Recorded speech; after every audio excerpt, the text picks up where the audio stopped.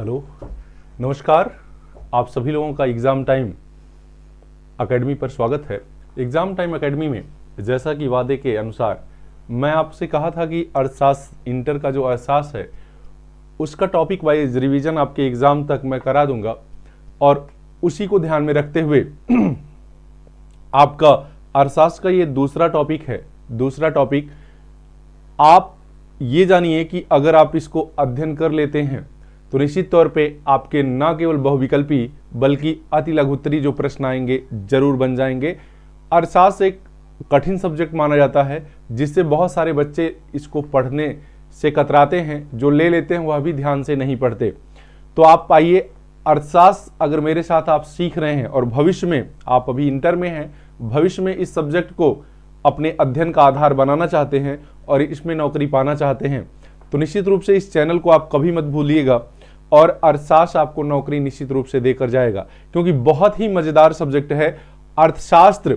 चूंकि अर्थ का विज्ञान है, धन का विज्ञान है, और पूरी दुनिया धन के पीछे घूम रही है, ठीक है। इसलिए अर्थशास्त्र अगर आपने लिया है तो मन लगाइए, निश्चित तौर पे मेरे यानी अखिलेश वर्मा के साथ आपको बहुत मजा आएगा पढ़ने में।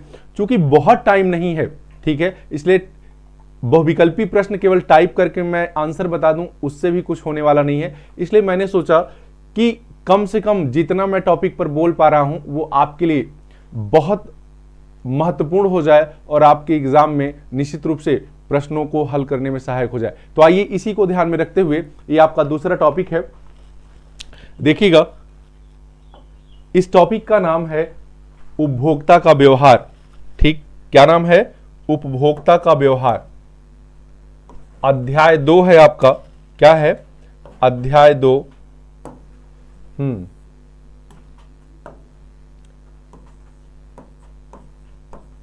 अध्याय 2, इसका नाम है उपभोक्ता का व्यवहार।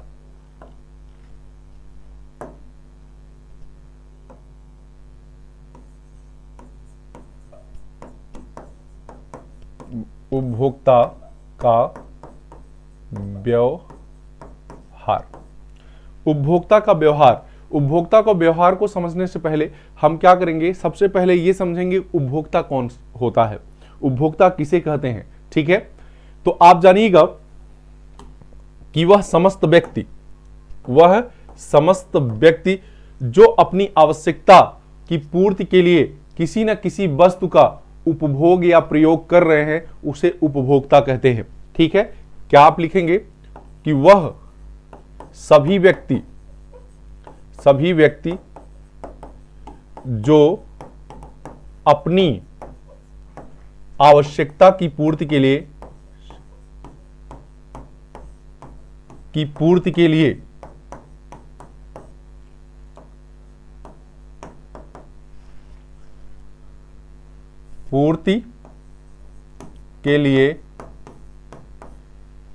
न किसी वस्तु का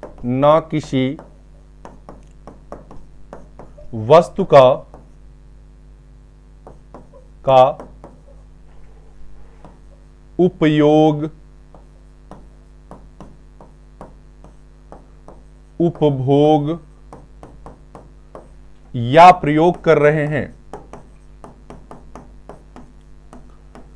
प्रयोग करते हैं, उपभोक्ता कहलाते हैं। समझ में आई बात? कोई आपसे पूछ ले कि उपभोक्ता कौन होते हैं, तो हम सभी लोग, ठीक है, आप जान रहे हैं उपभोक्ता की श्रेणी में आएंगे, क्योंकि हमारी कुछ न कुछ आवश्यकता है और उन आवश्यकताओं की पूर्ति के लिए हम दिन भर किसी न किसी वस्तु का उपभोग और प्रयोग या उपयोग करते रहते हैं। क्लियर हो गई ये बात? इसी तरह से आप पढ़िए, बहुत ही आसान हो जाएगा। अब बात आती है कि जब हम उपभोग किसी वस्तु का करते हैं, किसी सामान का करते हैं, ठीक, किसी पदार्थ का कहते हैं। अर्थशास्त्र में सभी को गुड्स कहा जाता है। क्या कहा जाता है? गुड्स कहा जाता है, यानी वस्तु कहा जाता है। ठीक है, तो उसके प्रति सबका एक समान व्यवहार नहीं रहता। ठीक है, उसके कई कारण हैं। मतलब हम किसी वस्तु का प्रयोग करने के लिए क्या करेंगे? उस वस्तु को खरीदेंगे। क्या करेंगे? उस वस्तु को खरीदेंगे, जिसको अर्थशास्त्र में मांग कहते हैं। क्या कहते हैं? मांग कहते हैं। ठीक, क्या कहते हैं? मांग कहते हैं। और मांग एक नियम के तहत होती है। ठीक, मांग एक नियम के तहत होती है जिसे हम मांग का नियम कहते हैं। क्या कहते हैं? जिसे हम मांग का नियम कहते हैं। और मांग का नियम कौन दिया है? मार्शल ने दिया है। तो आप केवल जोड़ने का काम करिएगा, एक दूसरे से क्या करेंगे? जोड़ने का काम करें। पहली लाइन लिखिएगा कि उपभोक्ता किसी वस्तु के उपभोग किसी वस्तु का उपभोग करने के लिए उसके प्रति जो आचरण या क्रिया प्रतिक्रिया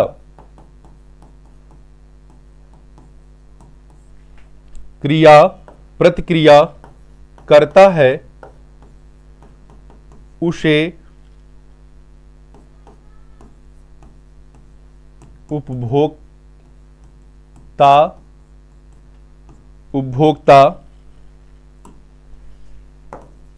का व्यवहार कहते हैं। क्या कहते हैं? व्यवहार कहते हैं। यह बात आपको समझ में आ गई। उपभोक्ता कौन होता है? उपभोक्ता का व्यवहार क्या होता है। ठीक है, तो किसी वस्तु का उपभोग करने के लिए उस वस्तु के प्रति उपभोक्ता जो भी क्रिया प्रतिक्रिया करता है, जो भी आचरण करता है, उसे हम उपभोक्ता का व्यवहार कहते हैं।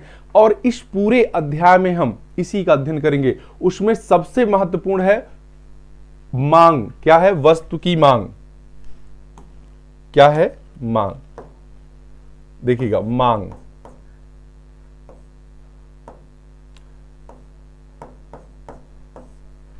मांग और मांग का नियम।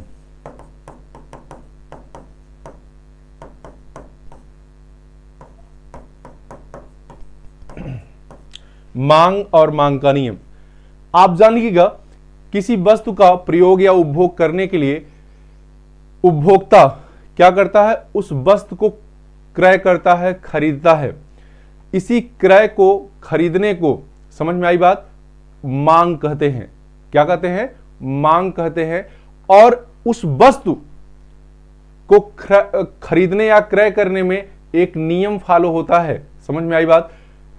जिसको सबसे पहले देखने का काम किया था, हालांकि वह नियम बाजार में चल रहा था, लेकिन सबसे पहले लिखने और देखने का काम किया था वो मार्शल ने किया था। तो पहला ही होगा कि मांग का नियम कौन दिया है? पहला क्वेश्चन आपसे बनता है।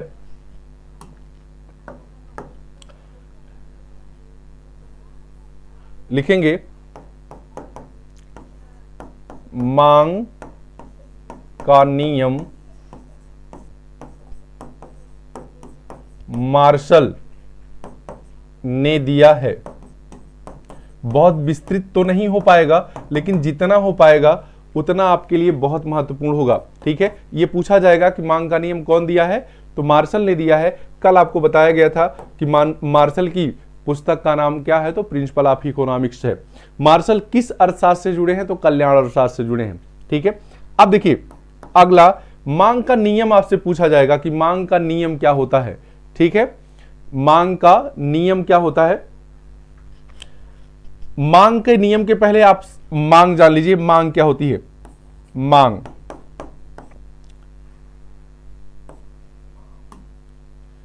लिखेंगे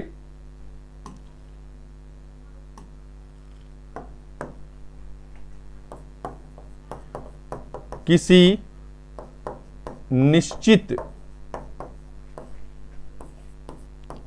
कीमत पर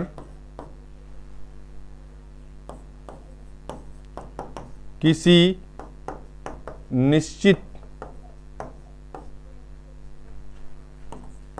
स्थान पर एक उपभोक्ता द्वारा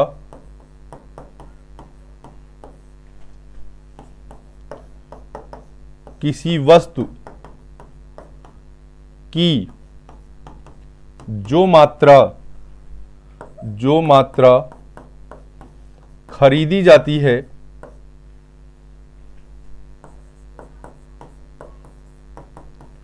उसे मांग कहते हैं। ठीक है, निश्चित कीमत, निश्चित स्थान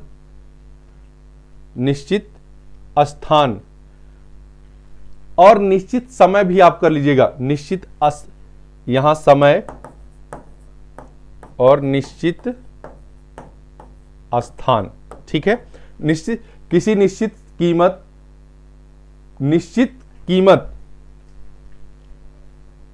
पर, ये लिखिए, निश्चित कीमत पर किसी निश्चित समय एवं निश्चित स्थान पर, एवं कर लीजिए बीच में,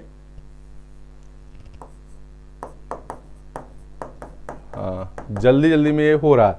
एवं निश्चित स्थान पर एक उपभोक्ता द्वारा किसी वस्तु की जो मात्रा खरीदी जाती है उसे हम क्या कहते हैं?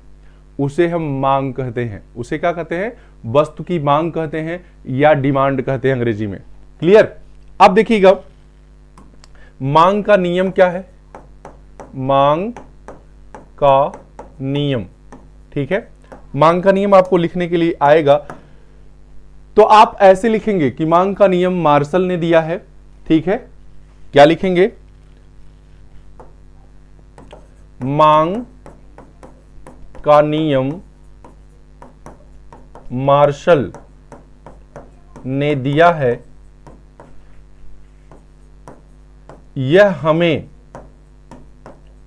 यह बताता है कि किसी वस्तु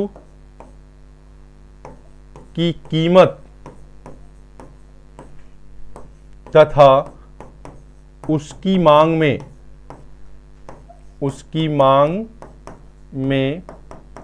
विपरीत संबंध होता है।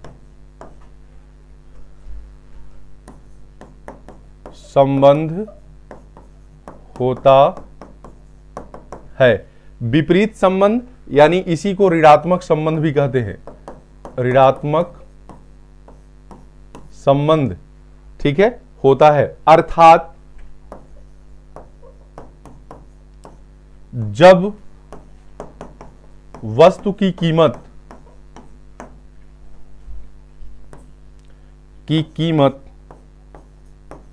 बढ़ती है तो उसकी मांग घट जाती है। उसकी मांग घट जाती है और जब वस्तु की कीमत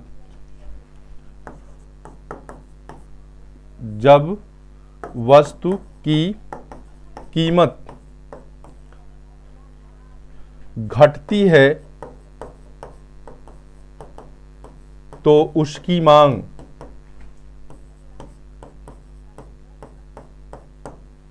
बढ़ जाती है। ठीक है, अर्थात कीमत और मांग में विपरीत संबंध होता है, बढ़ जाती है। यही मांग का नियम है। और मार्शल महोदय ये कोई पैदा नहीं किए थे, वो बाजार में घूमते थे और जो बाजार में घटित होता था उसे लिख दिया उन्होंने। ठीक है, वह उसी तरह से जैसे इस समस्त पृथ्वी पर बहुत सारी चीजें घट रही हैं और जो खाने पीने सोने के अलावा बहुत कुछ देख पा रहा है वो लिख रहा है तो किताब बन जा रही, सिद्धांत बन जा रहा है। उसी तरह से मार्शल का मांग का नियम है। क्या है? मांग का नियम है। लेकिन एक बात अर्थशास्त्र में मानकर चलना है, यदि अन्य बातें समान रहें तब। अन्य बातें समान रहने को सेटेरियस पार्विस कहते हैं। ठीक है, कि मतलब यह सभी मामलों में नहीं घटता है, सामान्य मामलों में घटता है। क्या है? सामान्य मामलों में। जैसे इस समय शादी विवाह है आपका, ठीक, शादी विवाह का सीजन चल रहा है तो शादी विवाह से संबंधित जितनी भी वस्तुएं होंगी उसकी कीमत कितनी भी बढ़ जाए लेकिन आपको लेना है तो लेना है। जैसे डाल है, मोर है, ठीक है, सजने संवरने के जितने भी सामान है, लहंगा है, चुनरी है, उसकी कीमत बढ़ेगी तो भी उसकी मांग बढ़ेगी। कारण क्योंकि ये सामान्य स्थिति नहीं है, ये विशेष स्थिति है। समझ में आई बात। ये उसी तरह से किसी व्यक्ति के संबंध में, अगर वो नशेड़ी है, शराबी है, जुआरी है, ठीक है, तो उसके संबंध में ये नहीं होगा, क्योंकि अर्थशास्त्र जान लीजिए समझदारों का विषय है, ठीक, ज्ञानियों का विषय है, पागलों का विषय नहीं है। पहले ही क्लियर कर देता है कि हमारा जितना भी सिद्धांत है वो समझदारों के लिए, ठीक है। तो ये बातें आप जान लीजिएगा। अब बात यहीं से आ जाती है कि ये तो मांग हो गई, क्या हो गई, मांग। इसे आप अगर एक रेखा आरेख द्वारा देखना चाहें तो यदि मैं ये कहूं ये y अक्ष है, ये आपका x अक्ष है, ठीक है, y अक्ष और x अक्ष है। यहां कीमत से हम कीमत दिखा दें, यहां मात्रा दिखा दें कि वस्तु की मात्रा, ठीक है। थोड़ा लेंदी हो जाएगा, लेकिन मैं थोड़ा सा करके चल देता हूं, ठीक। वस्तु की मात्रा, तो आप देखिएगा ये डिमांड कर्व जो आपका है, डिमांड कर्व मतलब मांग वक्र इस तरह से बनेगा, ठीक है, ऊपर से नीचे गिरता हुआ। इसे हम कहते हैं बाएं से दाएं गिरता हुआ। डिमांड वक्र का ढाल कैसा होता है, बाएं से दाएं गिरता हुआ। एक क्यों होता है, देखिए इसकी व्याख्या इस तरह से होती है। देखिए यदि हम कीमत इतनी रख रहे हैं तो मांग केवल इतनी हो रही है, मतलब ओपी के बराबर कीमत अगर वस्तु की है, ओपी के बराबर यानी ज्यादा कीमत है, तो मांग केवल ओ क्यू के बराबर। क्यू इसलिए लिखा जाता है क्योंकि क्वांटिटी मतलब मात्रा, पी मतलब प्राइस, ठीक है। तो इतनी केवल मात्रा मांगी जा रही है। यदि कीमत घटकर P1 हो गई, घटकर P1 हो गई, तो मांग बढ़कर कितनी हो जा रही है, देखिए Q2 हो जा रही है। अब ये देखिए इतनी कीमत पर इतनी मांग मांगी जा रही है। समझ में आई बात। तो इसी को हम कहते हैं, इसीलिए कहते हैं कि डिमांड वक्र का ढाल ऋणात्मक होता है। ये कैसा ढाल है, ऋणात्मक ढाल है, ऋणात्मक ढाल है। ऊपर से नीचे गिरता हुआ भी पूछेगा इसे, या पूछेगा बाएं से दाएं गिरता हुआ, बाएं से दाएं गिरता हुआ। समझ में आई बात। तो ये इसकी विशेषताएं हैं। ये मांग वक्र है। क्या है, मांग वक्र है। ये यही बताएगा कि कम कीमत पर अधिक वस्तुएं खरीदी जाएंगी और अधिक कीमत पर कम वस्तुएं खरीदी जाएंगी। समझ में आया होगा आपको, ठीक है। अब आगे थोड़ा सा बढ़ते हैं। एक होता है पूर्ति। क्या होता है, पूर्ति। ठीक उसी तरह से किसी निश्चित समय पर, निश्चित कीमत पर, निश्चित स्थान पर, ठीक है, कोई विक्रेता अपनी वस्तुओं को जितनी मात्रा में बेचना चाहता है, ठीक है, उसे हम उस वस्तु की पूर्ति कहते हैं। क्या कहते हैं, पूर्ति कहते हैं। तो आप इसको लिख सकते हैं, किसी निश्चित कीमत पर निश्चित स्थान पर एवं निश्चित समय पर एक उत्पादक अपनी जितनी वस्तु को बेचना चाहता है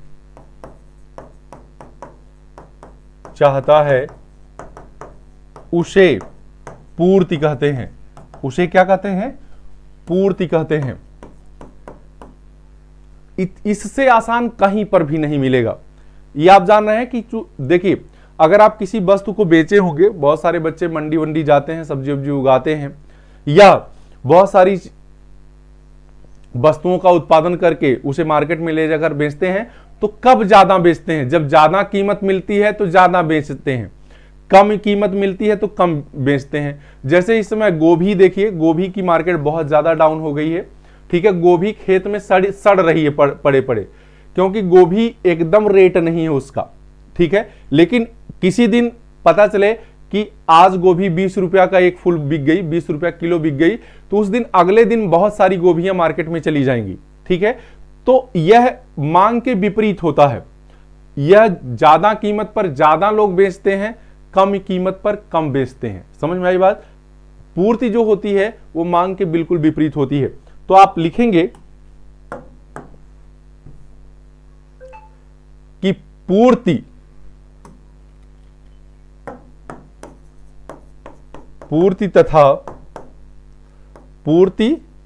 तथा वस्तु की कीमत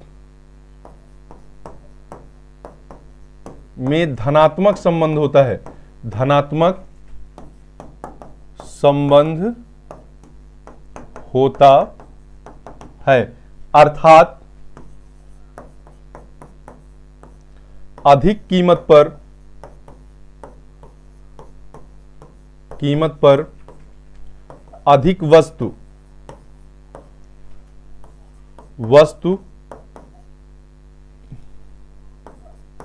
बेची जाती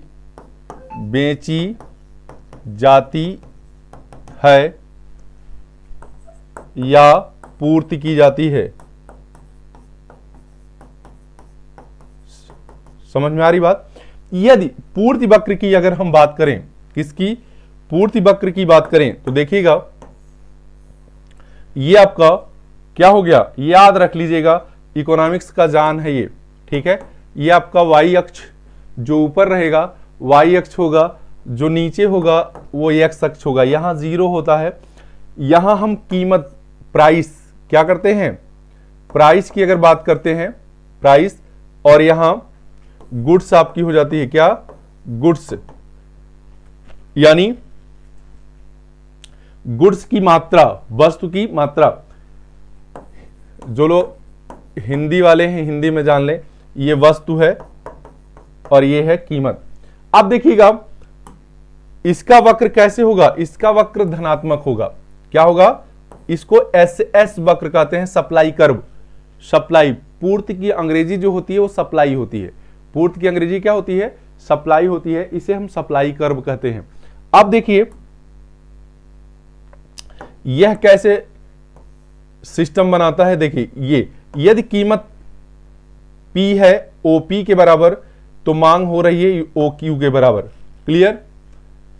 यदि कीमत बढ़कर क्या हो गई, OP1 हो गई। ठीक है, तो इसकी पूर्ति बढ़कर OQ1 हो गई। मतलब अधिक कीमत पर अधिक मात्रा बेची जा रही है और कम कीमत पर कम मात्रा बेची जा रही है। ये बात समझ में आएगी कि नहीं?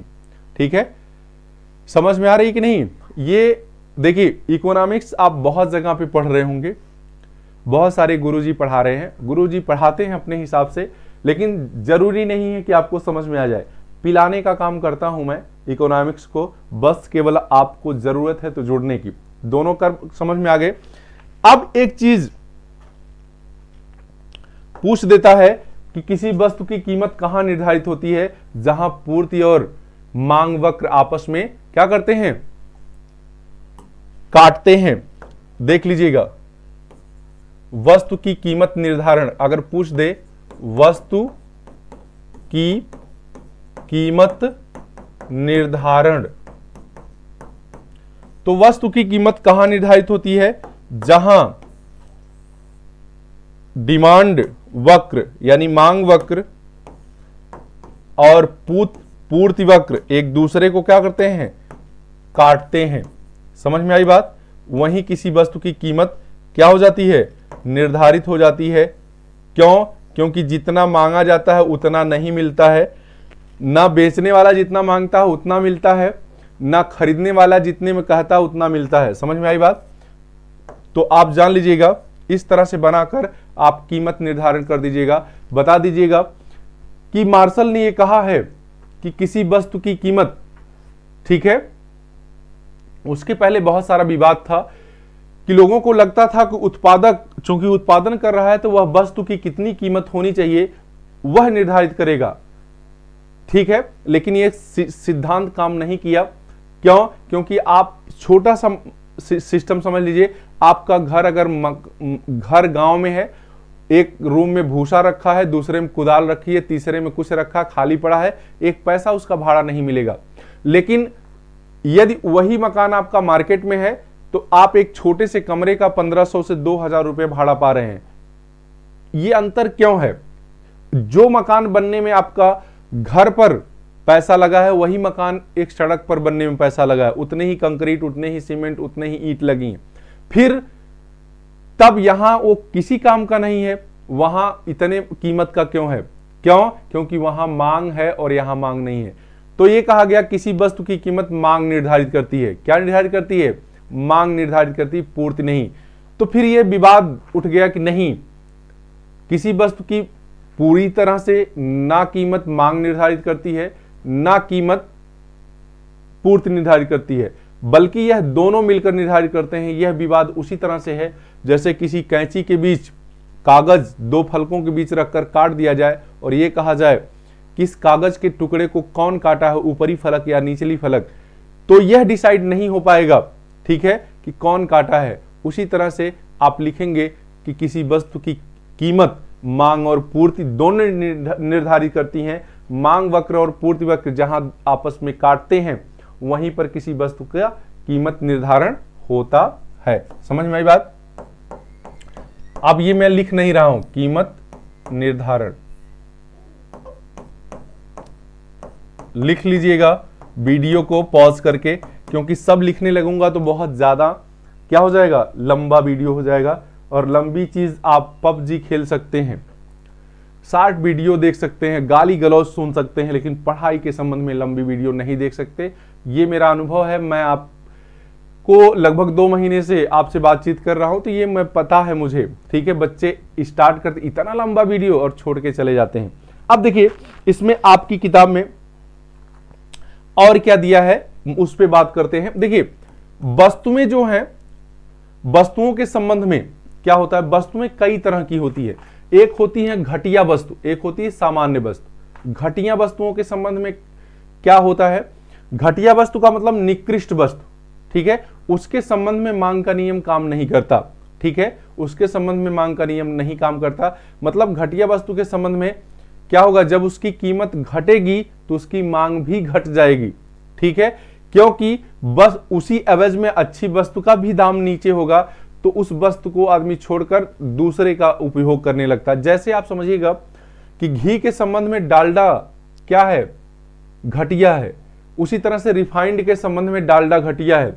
यदि दोनों कीमत गिर रही हैं तो आदमी पहले जो रिफाइंड उसके पहुंच से बाहर था, घी उसके पहुंच से बाहर था, लेकिन कीमत जब गिरी तो एवरेज सबका गिर गया, तो वो डालडा की जगह पर घी का यूज करने लगेगा। तो डालडा के संबंध में क्या होगा कि कीमत डालडा की गिरी लेकिन उसकी मांग बढ़ी नहीं, उसकी मांग और घट गई। तो लिखेंगे गिफिन वस्तुएं, समझ गए ना, गिफिन वस्तु, इसे निकृष्ट या घटिया वस्तु भी कहते हैं। नाम ग्रिफिन क्यों रखा गया, क्योंकि इसका पता सबसे पहले गिफिन ने लगाया था, ठीक है, गिफिन ने लगाया था, इसलिए इसका नाम गिफिन वस्तु रखा गया है। लिखिएगा गिफिन या घटिया वस्तुओं के संबंध में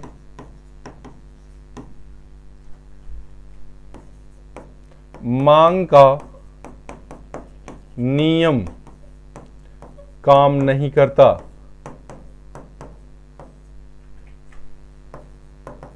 क्योंकि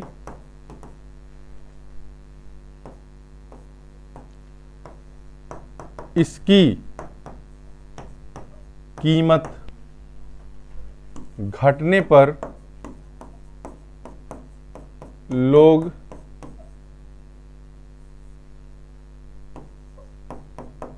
इसकी खरीद को कम कर देते हैं और कीमत बढ़ने पर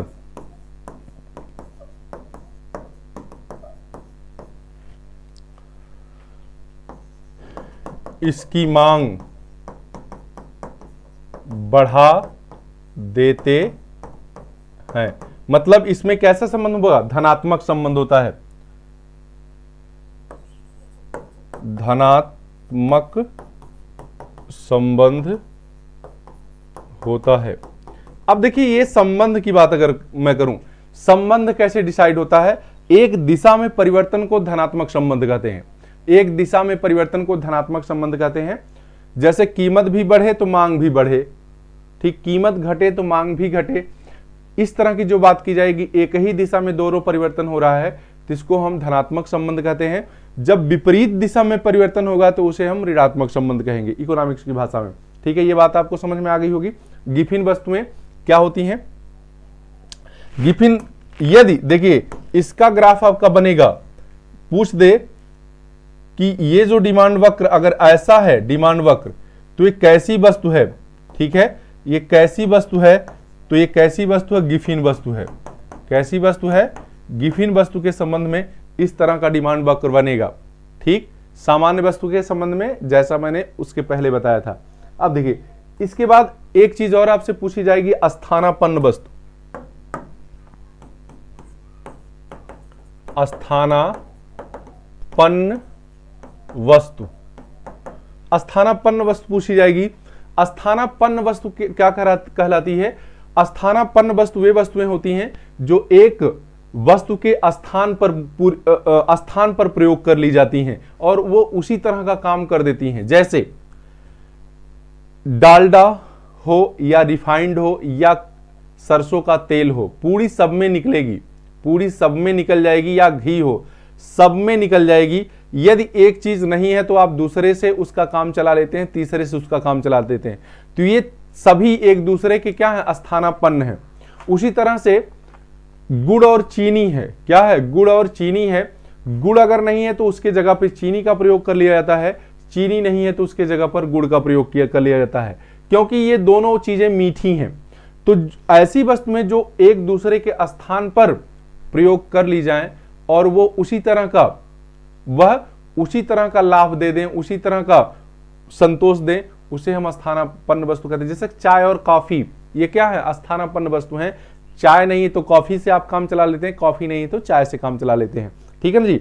अब इसी चीज को आप क्या करेंगे? लिख सकते हैं कि ऐसी वस्तुएं जो एक दूसरे के स्थान पर प्रयोग कर ली जाती हैं और लगभग उसी तरह की संतुष्टि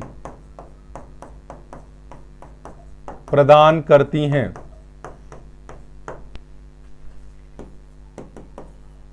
उन्हें स्थानापन्न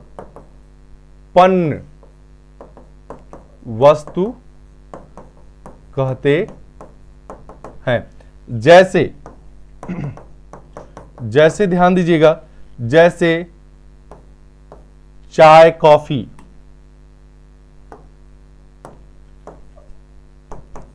चाय और कॉफी, गुड़ और चीनी, रिफाइंड और डालडा, डालडा यानी वनस्पति घी आदि। क्लियर हो गया? ठीक। इनके संबंध में अगर पूछ दे, इनके संबंध में मांग वक्र कैसा होगा? ठीक है, तो जान लीजिएगा, एक की कीमत अगर बढ़ेगी तो दूसरे की मांग बढ़ जाएगी। ठीक, एक की कीमत अगर बढ़ गई तो उसके जगह पे दूसरा उपभोग किया जाने लगेगा। ठीक है, तो इनके संबंध में भी डिमांड वक्र कैसा होता है? धनात्मक होता है। इनके संबंध में भी डिमांड वक्र कैसा होता है? धनात्मक होता है। ठीक, मांग का नियम काम नहीं करेगा, क्योंकि एक की कीमत बढ़ेगी तो उसकी मांग तो घटेगी, क्योंकि उसके जगह पर दूसरे वस्तु को प्रयोग कर लिया जाएगा। तो इनके संबंध में मांग वक्र कैसा होता है, धनात्मक होता है, ये जान लीजिए। ठीक है, ये y है और ये x है। ठीक, अगला देख लीजिएगा। गिफिन वस्तु आप समझ गए, स्थानापन्न वस्तु। एक वस्तु और समझ लीजिए, पूरक वस्तु। कौन सी? पूरक वस्तु। ठीक है, पूरक वस्तुएं कौन सी वस्तु होती हैं? ऐसी वस्तु में जो एक दूसरे के साथ प्रयोग की जाती हैं। एक अगर नहीं है तो दूसरे का प्रयोग संभव नहीं है। ठीक है, अब दिमाग लगाइए कि ऐसी कौन सी वस्तुएं हैं जो एक दूसरे के साथ प्रयोग की जाती हैं। ठीक, जैसे आप बहुत चर्चित गेम है आपका क्या, क्रिकेट। ठीक है, क्रिकेट में बैट और बल्ला, क्रिकेट में बैट और बल्ले का प्रयोग आप करते हैं क्या? बिना गेंद, बैट और बल्ला करें, गेंद और बल्ला, गेंद और बैट, क्या बिना गेंद के बैट खेल सकते हैं? नहीं, तो एक दूसरे के पूरक हैं। रैकेट और चिड़िया, जो चिड़िया और रैकेट होता है, क्या बिना चिड़िया के रैकेट भाड़ सकते? नहीं। सॉक्स और शूज, हालांकि बहुत सारे ऐसे बच्चे हैं जो बिना सॉक्स के शूज पहन लेते हैं, लेकिन उसको इकोनॉमिक्स के क्षेत्र में अच्छा नहीं माना जाता। तो ये एक दूसरे क्या है? पूरक वस्तुएं। पेन और क्या? पेन और स्याही, बिना स्याही के पेन का कोई मतलब नहीं है। तो यह एक दूसरे की पूरक वस्तुएं हैं। क्या है? पूरक वस्तुएं हैं।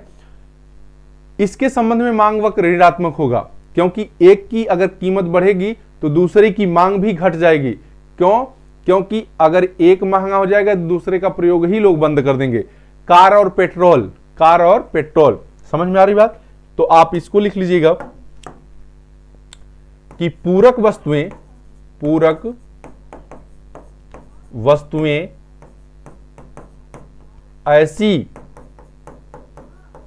वस्तुएं हैं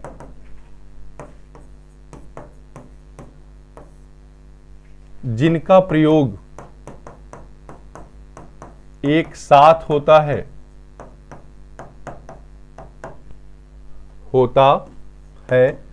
अकेले इनका प्रयोग नहीं हो सकता।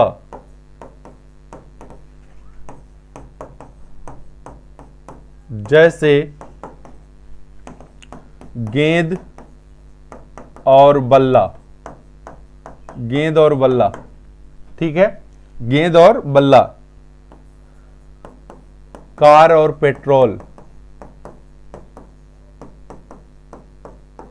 और क्या? पेन और स्याही,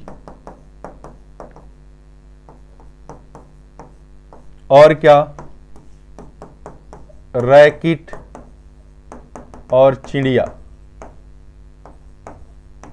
आदि।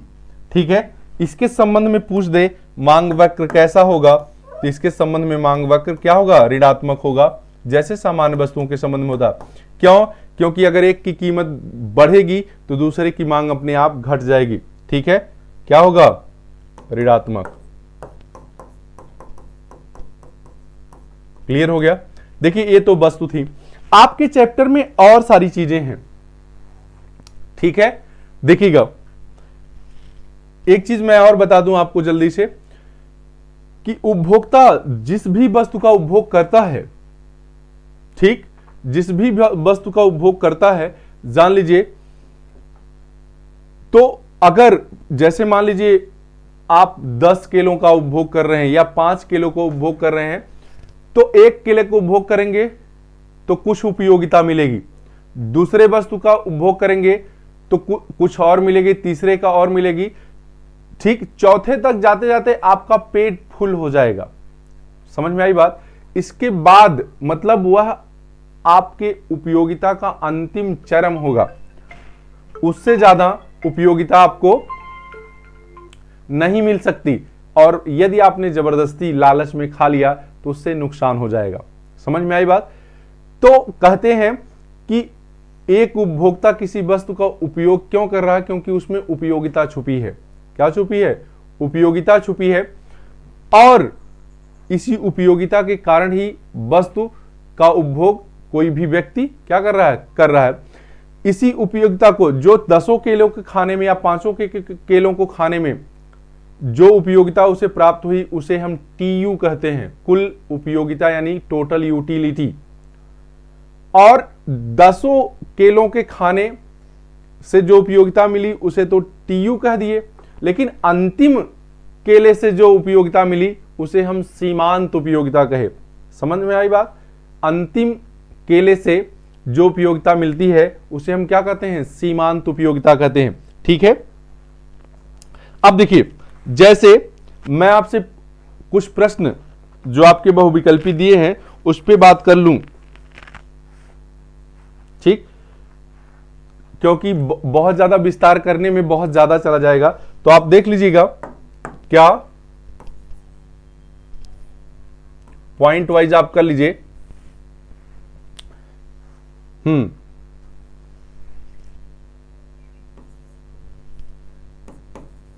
किसी उपभोग के क्रम में अंतिम वस्तु से मिलने वाली उपयोगिता को सीमांत उपयोगिता कहते हैं। सीमांत उपयोगिता कहते हैं। ठीक है, फिर संपूर्ण इकाइयों के उपभोग से मिलने वाली उपयोगिता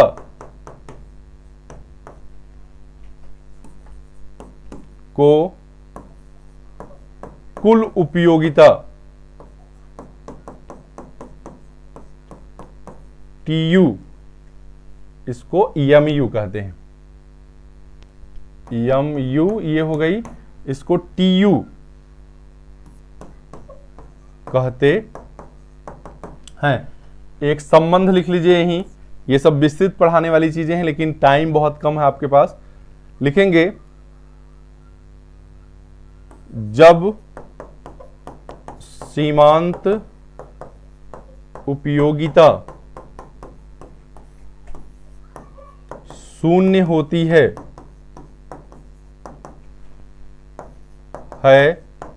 तो कुल उपयोगिता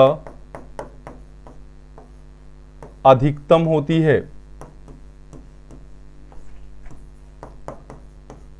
है। ठीक है, अगला पॉइंट डाल लीजिएगा, जब सीमांत उपयोगिता ऋणात्मक होती है तो कुल उपयोगिता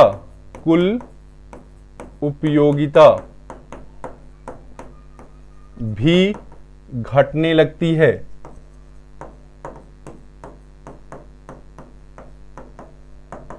ठीक है, कुल उपयोगिता भी घटने लगती है। देखिए यहां से बहुत ज्यादा तो नहीं हो पाएगा, एक फिगर आपको आंसर भी आ सकता है सीमांत उपयोगिता कुल उपयोगिता में संबंध बताने के लिए।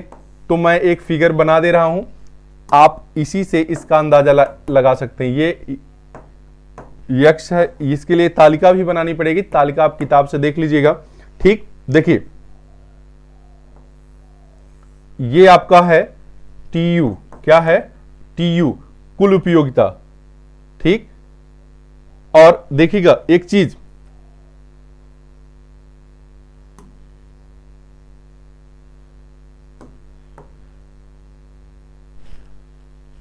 देखिए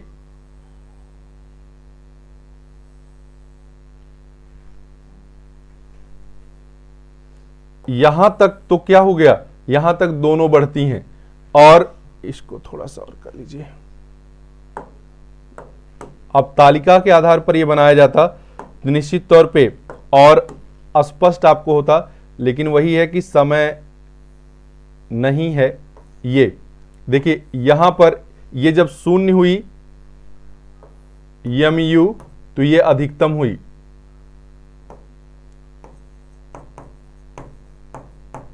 ये हो गई शून्य। क्या हो गई? शून्य। जब इसको टच कर जाती है तो शून्य हो जाती है। समझ में आई बात?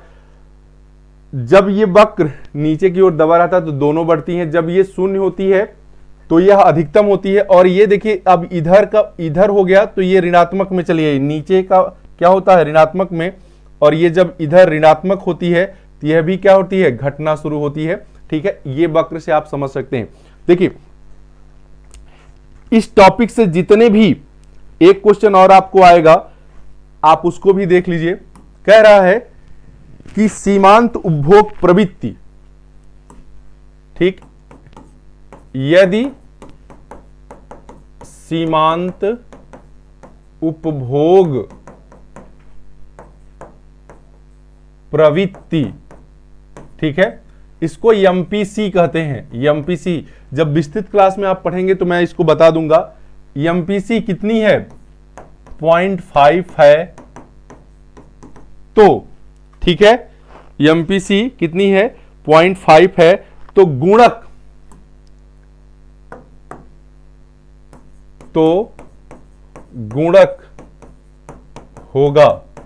गुणक होगा। तो मैं बता दूं गुणक को K से प्रेजेंट करते हैं। ठीक है, किससे? K से। और K बराबर यानी गुणक बराबर कितना होता है? 1/1 माइनस MPC। ठीक है, इसको जब आप हल करेंगे तो 1/1 माइनस कितना? 0.5 है। ये कितना है? 0.5। ठीक, ये बराबर हो जाएगा। तो देखिएगा अगर 1 में से 0.5 का मतलब आधा होता है, 10 घटाएंगे 0.5 बचेगा। यदि इस दशमलव को हटाना है तो ये 10/5 हो जाएगा, और काट देंगे तो 2 हो जाएगा। इसका आंसर कितना होगा? 2 होगा। ठीक है, इसी तरह से ये हल हो जाएगा। कोई भी सवाल आता है तो इस पे रख कर आप इसका हल निकाल सकते हैं। तो इस तरह से जितनी भी, ठीक है, इतने से ही आप जितना भी क्वेश्चन आपको आएगा वो सारे क्वेश्चन आप हल कर सकते हैं। सेकंड, एक क्वेश्चन और मैं बता दे रहा हूं, समग्र मांग पूछ रहा है। देखिएगा समग्र मांग का जो कॉन्सेप्ट है, समग्र मांग की अवधारणा कीन्स ने दिया था। किसने? कीन्स ने दिया था। समग्र मांग का मतलब होता है क्या क्या इसमें आता है? C+I, जो आप उपभोग करते हैं और जो आप इन्वेस्ट करते हैं। ठीक है, C+I, कंज्यूमशन मतलब उपभोग प्लस निवेश, दोनों को ही हम क्या कहते हैं? समग्र मांग कहते हैं। इसमें यश शामिल नहीं होता। बचत को हम मांग में नहीं करते, क्योंकि उपभोग करेंगे तब भी हम वस्तु को खरीदेंगे, और किसी वस्तु का निवेश करेंगे तब भी हम वस्तुओं को खरीदते हैं। ठीक है, तो मांग में ये दोनों आता है, C+I। ठीक है, उपभोग और निवेश दोनों आता है। तो ये भी आपका हो गया। अब देखिए जितने भी प्रश्न आपके बनेंगे सारे प्रश्नों का जवाब आपका क्या हो गया?